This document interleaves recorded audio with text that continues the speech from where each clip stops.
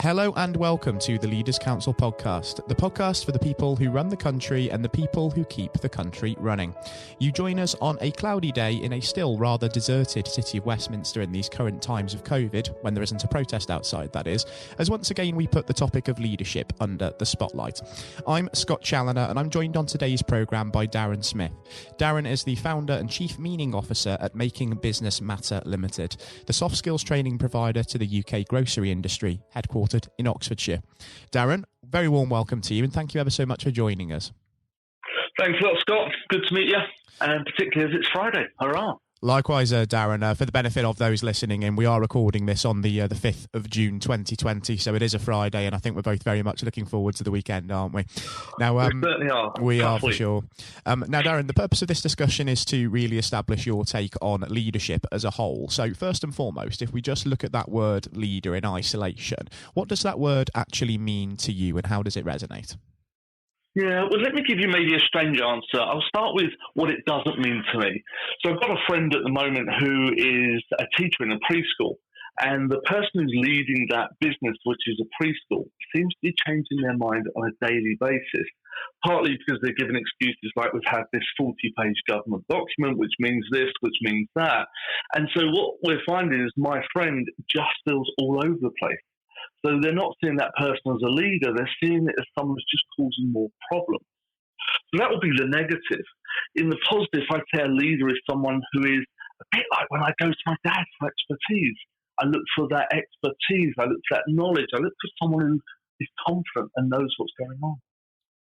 I think that last point was incredibly interesting that you mentioned your father there, Darren, because it just goes to show there that some of the most influential leaders out there can be the people closest to us, can't they? They can be parents, they can be people who we look to as mentors. And there's a lot to be said for that, because I think when leadership sometimes is associated quite clearly with being in the public eye, with politics, with celebrity, and sometimes recognition for those everyday leaders in a way, it can sometimes fall by the wayside a little bit in comparison, can't it?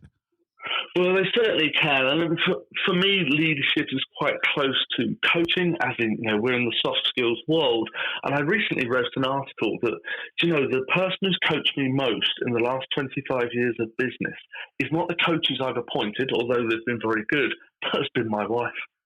It's been that person where I've gone in on a Friday night, put my head on the table, and she's just asked me a few questions. And it's only recently, 25 years later, that I've realised she's brilliant at coaching.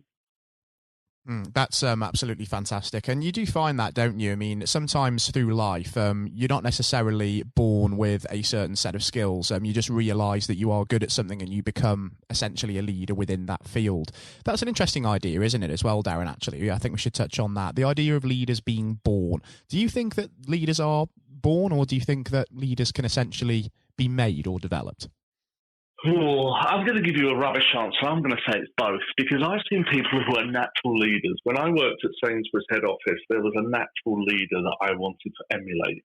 The sort of guy who got up and stood in front of 50 people and could speak very well about what was going on. Not particularly big words, not particularly fancy, but he just seemed to resonate with what we called the engine room buyers at that time. They got what he meant. And in those times of trouble, as Sainsbury's had many years ago, we looked to someone who just helped us understand how we were going to navigate through it. And he was perfect for doing that. So I think he was a natural born leader. I also think that I see some people who have been rubbish at what they do, but have learned. And they might not quite have achieved his level, but they're really good.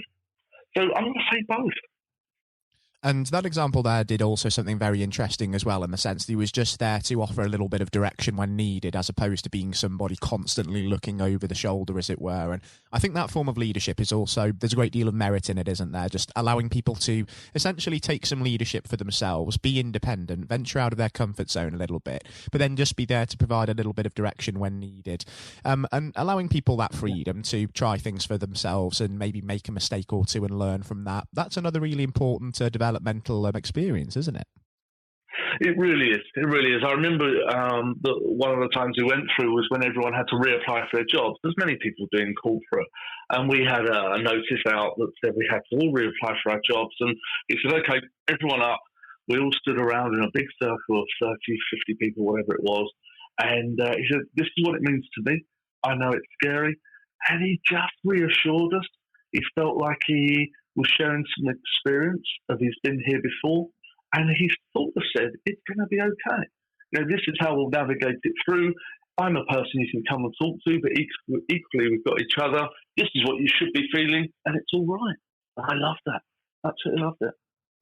And one thing that's really important when it comes to leadership as well, Darren, of course, is trust. And in the Parliamentary Review article, Indispensable Guide to Best Practice, of course, that you put together, you talk about trust quite a lot in that. And you talk about the importance of reliability, credibility, amongst other things. So when it comes to leadership, trust is integral, isn't it? Trusting your employees, but also them trusting you in reverse as well.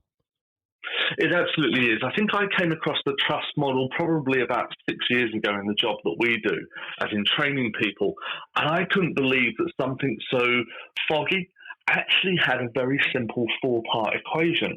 And once I began to understand that equation and those four parts, I could put people in my left hand that I didn't trust and realize why, and people in my right hand that I did trust and realize why. And it became a real foundation for me for every relationship I had, that I needed to be reliable, I needed to be credible, and the one I struggled with was intimacy. And I don't mean we need to hug each other, but I do mean I need to open up a bit more and say, my wife's gal, I've got a couple of kids, this is what we do, this is what I enjoy. And that really helped my relationships and my trust. I think it also really helps to put you on an equal footing with employees as well, in that sense, being accessible, being open and transparent. And that's really important to be able to then take people with you, isn't it? And I think leaders who've really taken that approach are the ones that will be reaping the benefits from their teams in the context of the here and now, because it will be their employees that are willing to go that extra mile, go above and beyond even, just to keep things ticking over, even in this most challenging of times with COVID-19 as well. Yeah, you're absolutely right. We as leaders, we're asking things from our people that we shouldn't be asking, but we need to be asking because we need to get through this. And they know that and they appreciate it. And you really find out, let's put it in quotes, who your friends are at the moment, both as suppliers, business partners, employees. I mean, even for me, some of my suppliers, people or business partners have fallen by the wayside. And I don't mean because their business has gone under or whatever, but I do mean because they are not willing to go the extra mile that we need. And I'm finding that with people around us, you really figure out who's willing to help you survive this and who isn't. And that's a good thing, because we need to be tested at times. And we're finding out that maybe those people we intuitively knew aren't right has been magnified, and they're really not right to work with us. And we mentioned some of the sort of inspirations or influences, if you'd like, on yourself earlier on, people who you look to for advice, like your father as well. But have you been able to take inspiration as well from the way that your staff have reacted during this time and their attitude to meeting this current situation? Yeah, I have. I really have. And I've got a very small story to share where I was, let's say I had a conference call with my team. And it was a Monday afternoon. So I'd had this conference call and we were in the deep middle of COVID and I wasn't sure what to say. And to be honest, I was fumbling as a leader. And this guy stepped up in this conference call and he said, Darren, it's okay if you need to ask for more. And I almost cried. And I said, guys, I need to ask for more. And he said, it's okay. And I asked for more, whether it was hours or extra work or whatever it was. And they all just stepped up and did it. So sometimes we're not all leaders and other people step up and be the leader for you, which is wonderful. And I think it's important to have a team that you can rely on to do that as well, because as leaders, we're not infallible, are we? We, of course, do have our limitations. And I think this period has really sort of brought that into the light, really, because it's brought a lot of pressure on leaders to not just be able to lead from a distance and keep the communication channels open, but also provide vital reassurance where, amid all the uncertainty, there isn't really that much more information that you might know than those around you. And that's difficult in itself. It's also difficult trying to, of course, ask for more from other people, but because of the way that leaders have conducted themselves prior to this, a lot of teams are really willing to go that extra mile. And we have heard some fantastic stories, haven't we, of people really doing that just to keep things ticking over, as we've already said, not just on the front line, but also in business as well. And it's also forced the hand of business to adapt. So as well as bringing it closer together, there are some positives to take from this quite tragic time as well in that sense, I think, aren't there? There are. I mean, it's forcing us to work in different ways, and partly we should have been doing some of that anyway, so that's great. And what I'm also finding is that there's levels. If you imagine the RAF bullseye, their symbol of the red, the white, and then the blue, I guess I'd mentally put some of my team into each of those rings, and I've done it because I think it's right for them. So let's say that the red bullseye in the middle, there are a few people around me. I said, look, this is where we are. It could be a bit tricky at times. So I've really opened up to them. Whereas I've done a little bit less of that as we've moved out towards the edges of those bullseye, because those people don't need to see from a distance a real lack of confidence in me for the future, for instance, at certain times.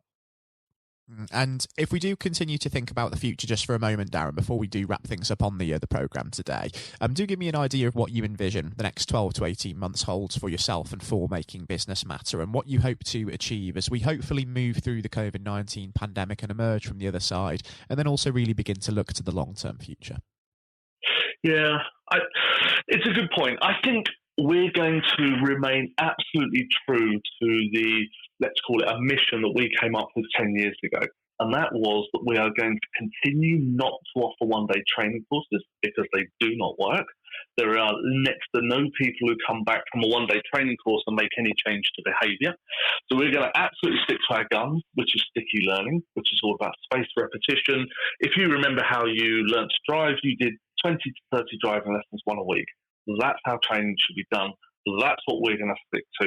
And we're going to believe that people are going to get to a point where they realise they're throwing money down the drain on training. So we're going to stick to our guns and do what we were doing before, but even better. And that resilience, that persistence, I think that's just testament to how a business is really sticking to its guns and looking to even adapt where it needs to and just keep ploughing on, because that's really the sort of spirit that we need in these most uncertain of times, for sure. Darren, got to say, it's been an absolute pleasure having you on the programme today. It's a shame we don't have more time, actually, because it's a topic we could discuss all morning, I'm sure. But it's been an incredibly informative experience. And you know what I think? I think from a listener's perspective, it would actually be fantastic too in the next year, once we start to understand what sort of new normal we're going into. We could even catch up and have you back on the programme just to discuss that and discuss how Making Business Matter is getting on and some of the initiatives you're involved in. We'd absolutely love that. We're just launching something called e-assessments, where you can go online and in 10 minutes assess any soft skill in an interactive and engaging way. So I'd love to share that with you next time. I think that would be really fascinating. Darren, thank you ever so much for taking the time to join us today. And most importantly, do take care and do stay safe with all still going on, because as we all well know, we're not quite out of the woods with this yet. We're not yet. Thank you. Thanks, Tom. That was Darren Smith speaking, the founder and chief meaning officer at Making Business Matter. Coming up next on the programme today, I'll be handing over to Jonathan White for his exclusive interview with England's 1966 Football World Cup hero, Sir Geoff Hurst. During his professional career, Sir Geoff scored over 200 league goals for the likes of West Ham United and Stoke City, but most notably, he remains the only man to this day to have scored a hat-trick in the final of a World Cup competition after his treble in England's 4-2 victory over West Germany at the Old Wembley Stadium 54 long years ago now. I hope you enjoy listening just as much as Jonathan enjoyed speaking with Sir Geoff, and that's coming up next. We're now joined, though, by former England footballer and still the only man to score a hat-trick in a World Cup final, Sir Geoff Hurst. Thank you very much for coming on today. You're welcome. You're welcome. Good afternoon. And perhaps I should start and get it over and done with. I know you must be bored with it, and you've probably been asked 1,000 times. But when you got out for a duck playing for Essex, Geoff, what was going through your head at the time? Well, of course, that's not one of the most asked questions I get. Although there are one or two people who are very familiar who do Google me, who realise that I did score nothing for Essex. My only game for Essex first team when we played against Lancashire in Liverpool, a place called Egbert in Liverpool. Many, many years ago, 1962, I think that was. So I didn't, I didn't really feel it at the time. It was lucky to be playing, I guess. There were one or two injuries. But the problem that I had was really messing about between the two sports. That was very detrimental to me over that period of time, being stuck between the two sports. And I think for those that don't know, there's another world that might exist where Sir Geoff Hurst was a first-class cricketer and not perhaps a footballer. But whether it's business or cricket or football, obviously the importance of leadership, it can't be understated, no matter what form that comes in. When you were at West Ham, Geoff, and when Ron Greenwood first came along, he made obviously some pretty radical changes. Was this a man that genuinely inspired confidence the first time you'd meet him? Absolutely. I mean, he was simply a fantastic coach or teacher, if you like, of football.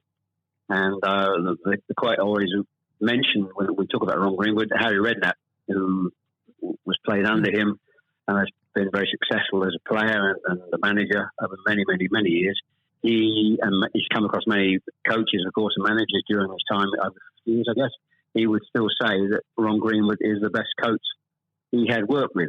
So you're very fortunate. I think you think you're lucky when you come across, if you have a great teacher at school and a great coach as we had in Ron Greenwood, and of course a great manager in Sir Alf Ramsey. So to come across people like that, of that calibre, can have a huge influence on your career, of course, and then your life. And that's quite purely the case.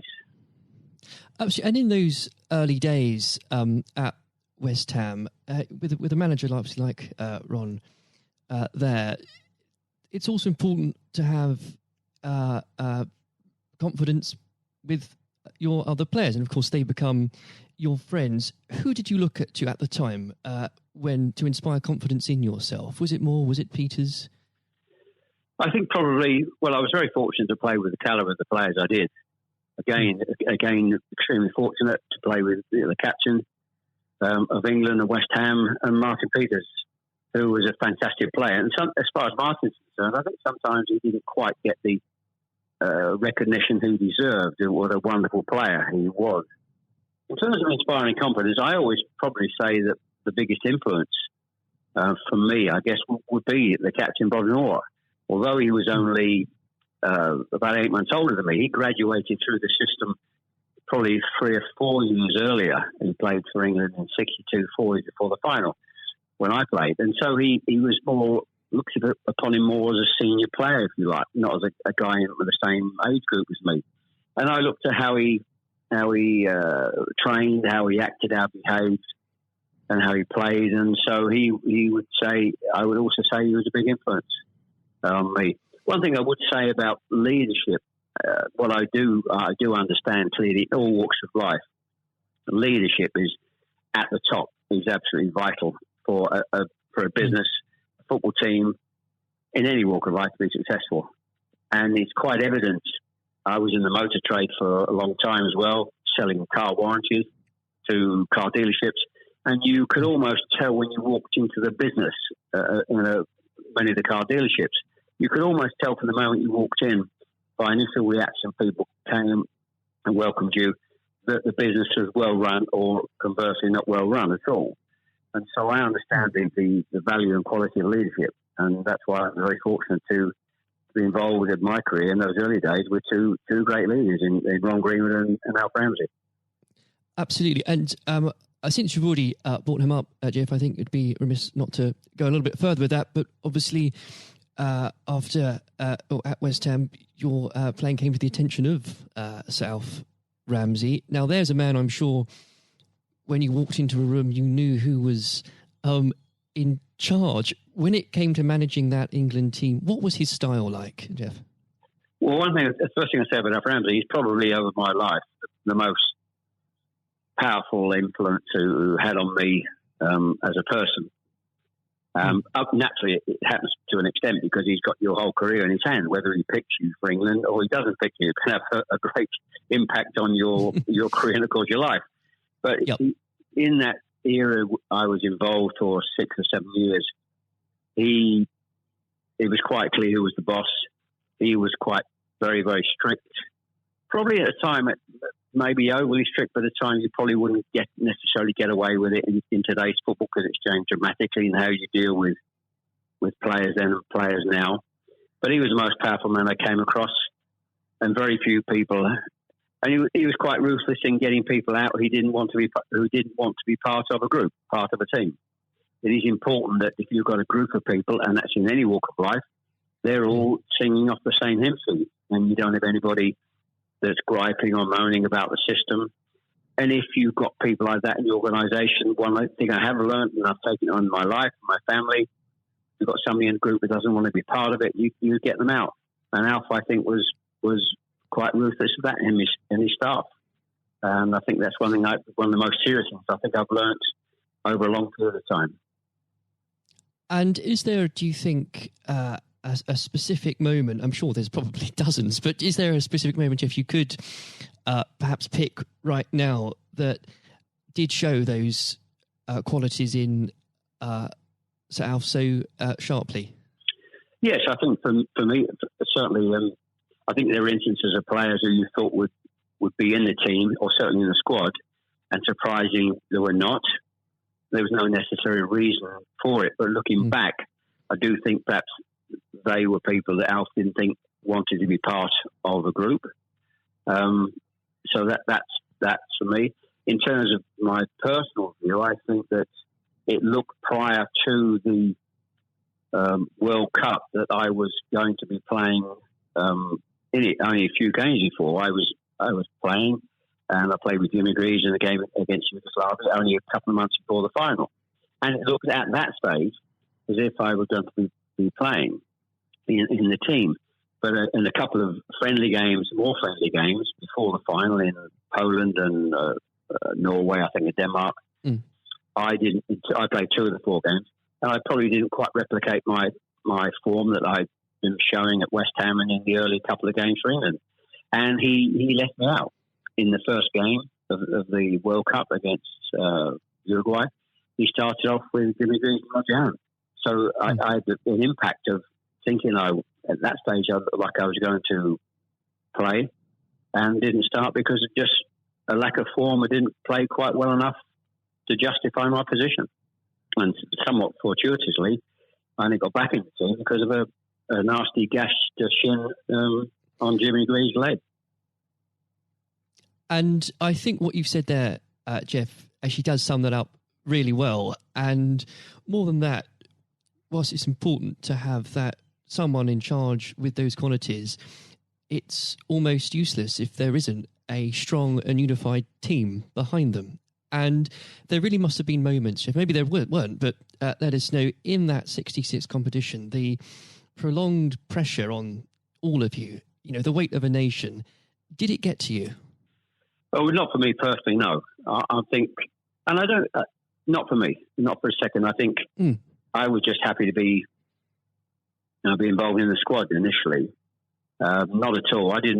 You're not aware of the magnitude of the occasion, really, looking back out. So I never really felt, people talk about pressure a lot, and it's there, and players talk about it in life. I didn't really necessarily feel any great pressure during the time I was there.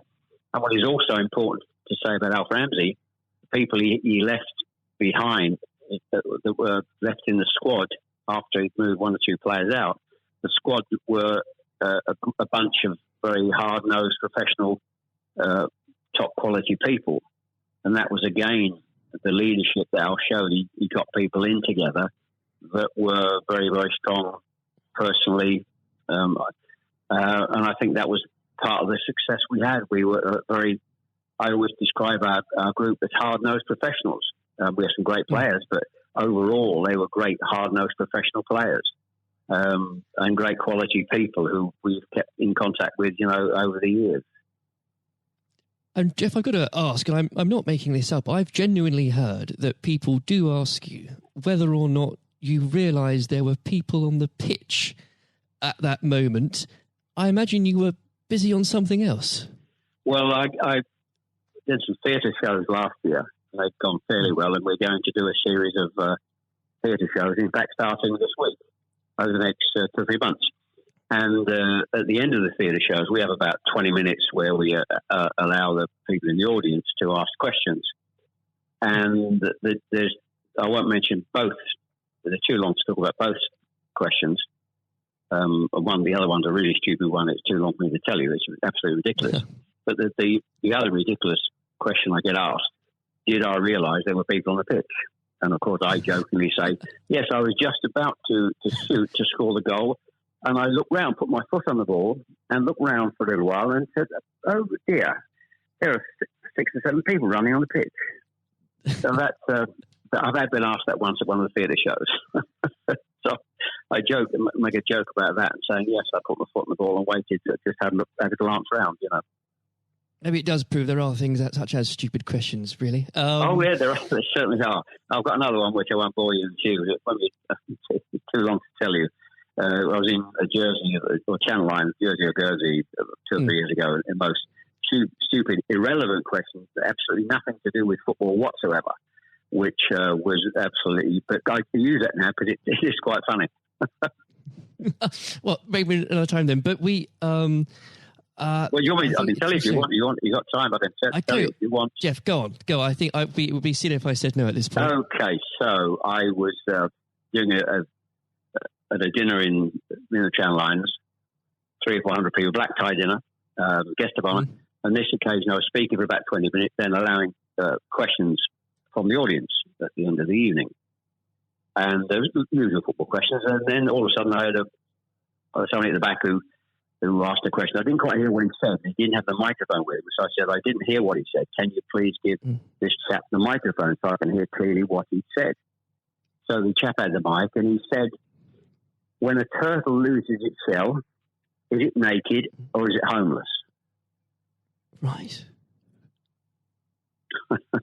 What a question. What a question. I think that would be definitely in the stupid category, wouldn't it? So we had a laugh about that.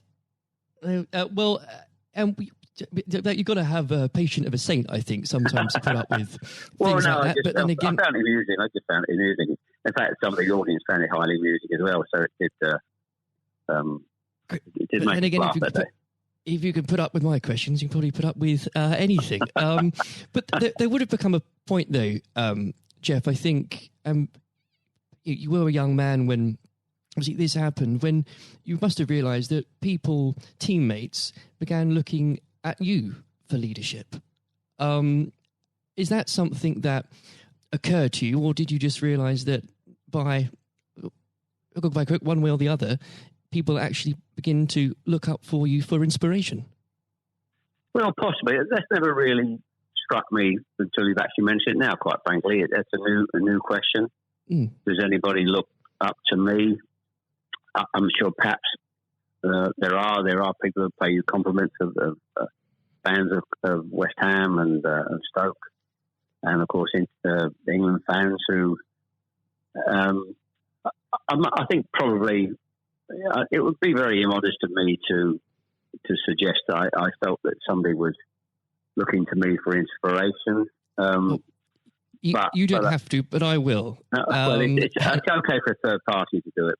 Perhaps that may have been the case over the years. People look at you and maybe it has a helpful effect. But I do think how you behave and set examples on and off the pitches, people must realise that has an influence. How you react and behave to situations on and off the field surely probably has an impact to younger players coming into the team latterly. Yeah. And with that, looking at football today, is there anybody that you think particularly on the field or the sidelines that strikes you as someone with those qualities that you could identify in a natural leader? Well, current players, you mean? Oh, players, managers, anybody that you look to today, really?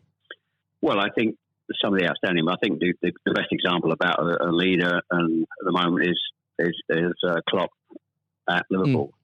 He has been absolutely fantastic to acquire the players and get them to Their attitude is absolutely fantastic. They're great players, but there's more than just being good players in football. It is have a good player with a fantastic attitude, and their willingness to work for each other and the team is absolutely outstanding.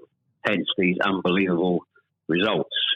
There are, and the great players not always succeed as individuals, or probably even certainly as a team if you haven't got the right attitude alongside it. And they're probably, and that comes through the leadership. That's not just luck. That's absolute leadership. He'd be the best example, of course, in football terms today. Easily. And of course, but going back not that long ago, Alex Ferguson, who's just absolutely, you've got to take him as the first example, because Klopp's only done this over a period of time, a short period of time. But if you look at the 26, 27 years that Alex Ferguson did with Manchester United, and subsequently since he's gone, how they are not doing so well. He's the best example of management we've probably ever seen, and I don't think anybody will see the light of that kind of leadership again. It's absolutely astonishing. And do you think, could you imagine Sir Alf or even Ron Greenwood managing teams today? Yes, I think so. I think yes, no question at all. I think Ron Greenwood. Yeah, well, the answer, straightforward answer is yes. Good answer. The straightforward answer is yes. I can elaborate as much as you want, but the straight answer is absolutely categorically yes. And with and I know if we could talk about this probably for the next hour or so, but I'm conscious of the time. Looking back through your playing career, perhaps especially your time for England, who was it that struck you more than anyone else on the pitch that displayed qualities of not just leadership but companionship and level-headedness that you think that have stuck with you all these years later? Well, I think I was very fortunate, and I wouldn't pick any one player out. I think looking at that, so many, and that's why we were successful, because we had so many showing all those qualities that you just mentioned throughout the team. I think that was outstanding, and it's an opportunity to talk about all of them in that breath. And there was nobody, and going back from an earlier question for me, all hard-nosed professionals, good teammates, good socially, and that's why we kept in touch with each other on our golf days every year up until about 5 years ago. Of course, with the sadly dwindling numbers, we still got on. Our wives got on all together all those years later. It didn't just finish after '66. That reunion, that camaraderie, that team spirit. Getting on with each other lasted for a long time, and I wouldn't. When you put those questions and how you categorise those, I would pick every one of the 11 players who you put in that category that were like that. There was nobody else; they were all outstanding, and I think that was a big part. I can't stress how big a part that was, and I've said that many times, for the success of the team. We had some great players. We had some great players, of course. But without the attitude alongside that, going back to an earlier question, we wouldn't have been as ultimately as successful. Exactly. Without that, the whole will never be greater than the sum of its parts. But with it, yes, the word is team. The word is team. Absolutely. And I always use the word team when I talk. Sometimes together, everyone achieves more, and that's the same in any walk of life. That's fundamental. And lastly, Jeff, looking, if you were to give advice, and whether this is in sport or business or indeed any other walk of life, what would you identify, if you can, as the key tenet that you can't go without in terms of leading a team, no matter what that team is? Single-mindedness, dedication to the job, thinking about that role, that job in leadership all the time. It's a huge part of your life. I don't think you can switch off. when you're in business at the top level or sport at the top level, you may, have a couple of weeks holiday. But I'm even sure if these top managers and leaders in all walks of life are away on holiday on a beach somewhere warm, I'm sure they will not switch off for 2 weeks and completely not think about their role as the boss of an organisation. And I think you're completely focused. You're always thinking about things, thinking about improvements, and it's just dedication and tuning your life to being successful. Excellent. Well, Jeff, on that point, thank you very much for joining us today. You're welcome. Very good nice to have a talk about this and just go over the past and just refresh my own memory about the quality of the players I grew up with. Excellent. Another time, it would be great to talk again. Thank you, Jonathan. Thank you. This has been the Leaders Council podcast. Thank you for celebrating excellence in leadership with us. I've been your host, Scott Challoner. Until next time, goodbye. Thank you for listening to our podcast.